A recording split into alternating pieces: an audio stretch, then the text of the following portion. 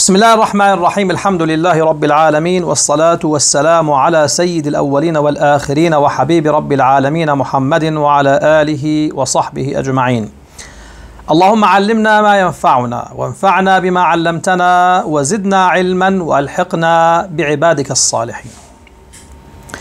أما بعد، فهذه كرامة عظيمة وعجيبة لشيخ الإسلام النووي، وهي من أغرب الكرامات وأعجبها حينما تعرض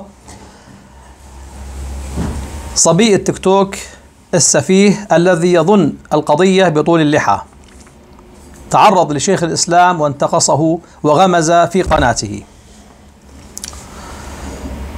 فضحه الله سبحانه وتعالى بفضيحة سأعلق عليها بعد قليل، ولكن أعود إلى النووي رحمه الله وعصر شيخ الإسلام النووي. شيخ الإسلام النووي رحمه الله توفي سنة 676. الإمام محمد بن مالك النحوي توفي سنة 672. هما متقاربان متعاصران، وقد أدرك كل منهما سقوط بغداد بأيدي التتار والمغول،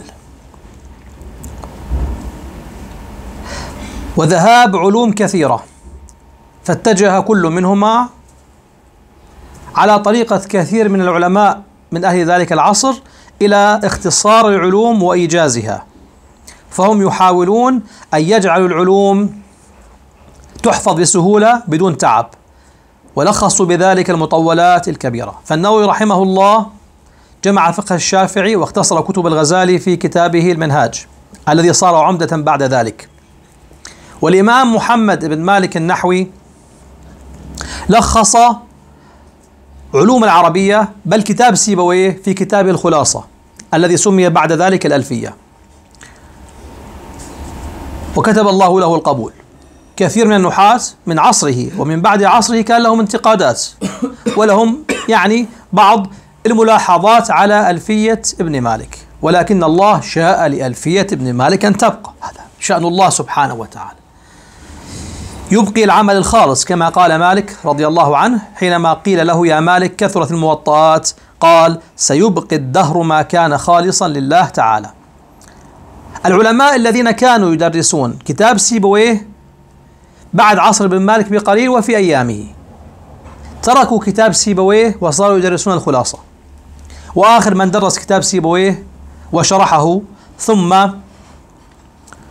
درس ألفية ابن مالك الشيخ المكودي رحمه الله، وشرحه مطبوع، وهو أول شخص يشرح. هذا شخص مخضرم عاش العصرين. المهم، في ألفية ابن مالك رحمه الله لخصت علوم العربية، وهي من محفوظات طلاب العلم. نعود إليها بعد قليل بعد أن نستمع إلى صبي التيك توك ونعلق عليه بعد الاستماع. كلمة سلام هنا عليها ضمتين في آخرها. لماذا هي مضمومة؟ لأنها مبتدأ. أحسنت. لأنها في بداية الكلمة مبتدأ عليها ضمتان. علم عظيم جدا. عرف أن عليها هذه العلامة التي الأطفال يعلمونها، ضمتان. يقول تنوين يا أخي، على كل بسيطة لا نقف عندها. سلام هي حتى مطلع الفجر، عند ذلك المبدع المبتدع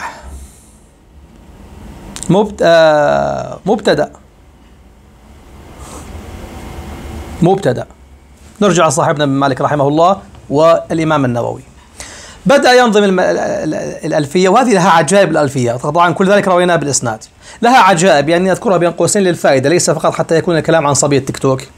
من فوائدها ونكاتها التي رويناها عن المشايخ بالإسناد إلى ابن مالك رحمه الله حينما كتبها. طبعا عادة العلماء يجعلون المقدمات في الآخر وليس في الأول. كتب الألفية، نظمها،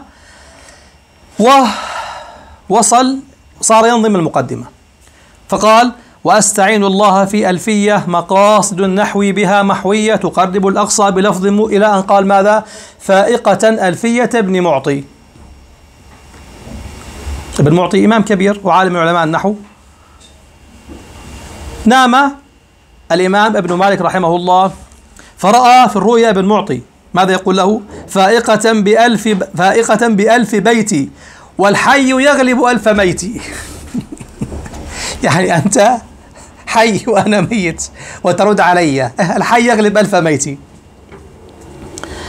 فاستيقظ ابن مالك رحمه الله وهو الرجل الولي الصالح المعروف بالولاية والصلاح والتقوى، استيقظ من نومه فقال: فائقة ألفية ابن معطي وهو بسبق حائز تفضيلا مستوجب ثنائي الجميلا والله يقضي بهبات وافرة لي وله في درجات الآخرة. لاحظ تعظيم السابقين من العلماء واحترام جهود السابقين، وإذا ما يعني كاد يخطئ العالم يأتيه التصويب ولو في الرؤيا. وهذا الرجل ابن مالك رحمه الله كما ذكر المقري، هكذا ما يأتي واحد الآن يتفيهق علي، المقري هكذا ضبطها هو في ترجمة بعض أجداده في كتابه نفح الطيب من غصن الأندلس الرطيب. قال الإمام محمد بن مالك النحوي رحمه الله: لم يرى إلا في عبادة أو علم. ما أحد رأى هذا الرجل الحبر إلا وهو في صلاة أو في ذكر أو في طاعة أو في قراءة قرآن أو في علم، ما أحد رأى إلا بهذا. فنظم الألفية ووصل إلى المبتدأ والخبر، وكأن الله سبحانه وتعالى جعل تلك الحكاية لتكون ردا على السفهاء المتطاولين حدثاء الأسنان في آخر الزمان. فقال: ولا يجوز الابتداء بالنكرة ما لم تفدك عند زيد النمرة وهل فتى فيكم فما خل لنا. قال هذا ودخل الإمام النووي رحمه الله فرآه، قال: ورجل من الكرام عندنا، ورجل من الكرام عندنا. فخلد الله ذكر هذا كما خلد الألفية. هذا الرجل من الكرام هو الإمام النووي رحمه الله سبحانه وتعالى. قد يقول هذه مصادفة. نعم، رب صدفة خير من ألف ميعاد. بلا شك أمثال ابن مالك وأمثال النووي لا يلتفتون إلى أمثال هذا الهمج، والهمج في لغة العرب هو الذباب الصغير. ليس عندهم وقت لأمثال هؤلاء، حتى يأتي في آخر الزمان من يصحح لهم عقائدهم، ويتفق الطرفان الفريقان المتناظران المتحاوران يتفقان على بدعية أهل السنة والجماعة الأشعرية، ولكن الخلاف عندهم: هل تاب أم لم يتب؟ الله أكبر، الله أكبر. تاب من ماذا؟ من معتقد أهل الحق الذي عليه الكافة من علماء الإسلام.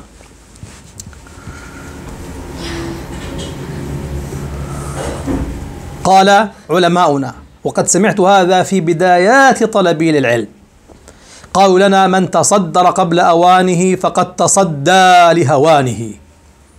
من تصدر قبل أوانه فقد تصدى لهوانه. هذا الجاهل الجهول الأحيمق لا يحسن المبتدأ والخبر. أول ما يدرس في علم النحو، أول ما يدرس المبتدأ والخبر، فهو لا يعرف ألف باء النحو.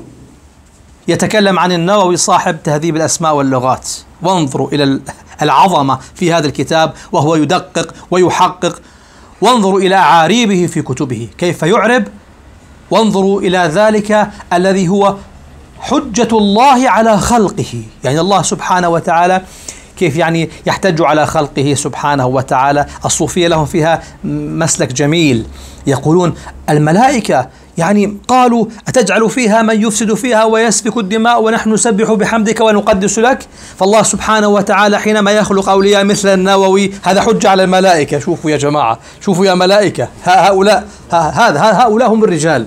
رجل أمضى حياته لله، عاشها لله، لم يتمتع في هذه الدنيا أكثر من 20 سنة، لم يقصد الفراش للنوم، كان ينام نعم، ومتى ينام؟ إذا ما غلبته الطبيعة في الكرسي، بعد ذلك يستيقظ نصف ساعة، ساعة يكمل. طبعا هذه وصفة ممتازة لمن أراد الجلطة والأمراض السريعة، هكذا يعني النوم لا بد منه، وفعلا لم يعش طويلا. في هذا العمر القصير ملأ الدنيا علما. رضي الله تعالى عن الإمام النووي ونفعنا ببركاته، إنه سميع قريب مجيب.